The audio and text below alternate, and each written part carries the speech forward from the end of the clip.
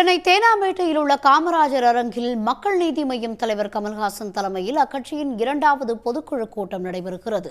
அது குறித்த கூடுதல் விவரங்களுடன் இணைக்கிறார் செய்தியாளர் யாழினி. தகவல்களை பதிவு செய்ய. சென்னை தேனாம்பேட்டையில் உள்ள காமராஜர் அரங்கில் மக்கள் நீதி மய்யம் தலைவர் கமல்ஹாசன் தலைமையில் அந்த கட்சியினுடைய 2வது பொதுக்குழு கூட்டம் என்பது தற்போது தொடங்கி நடைபெற்று வருகிறது.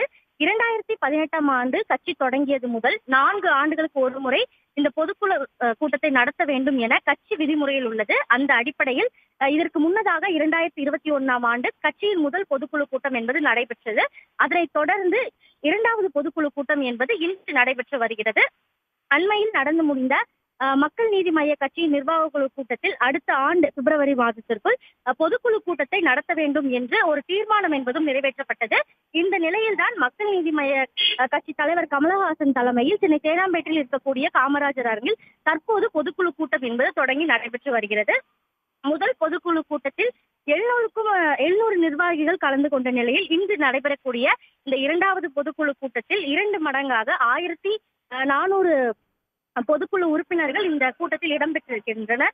அதே போல நாடாளுமன்ற தேர்தலுக்கு பிறகு நடைபெறக்கூடிய ஒரு பொதுக்குழு கூட்டம் என்பதால் இந்த கூட்டம் என்பது முக்கியத்துவம் வாய்ந்ததாகவும் பார்க்கப்படுகிறது. இந்த பொதுக்குழு கூட்டத்தில் இன்று நடைபெறக்கூடிய இந்த பொதுக்குழு கூட்டத்தில் ஒரே நாடு ஒரே தேர்தல், நீட் நுழைவுத் தேர்வு விவகாரம் உள்ளிட்ட 20க்கும் மேற்பட்ட தீர்மானங்கள் நிறைவேற்றப்பட வாய்ப்பு இருப்பதாகவும் இந்த தகவல்கள் என்பது வெளியாகி இருக்கிறது.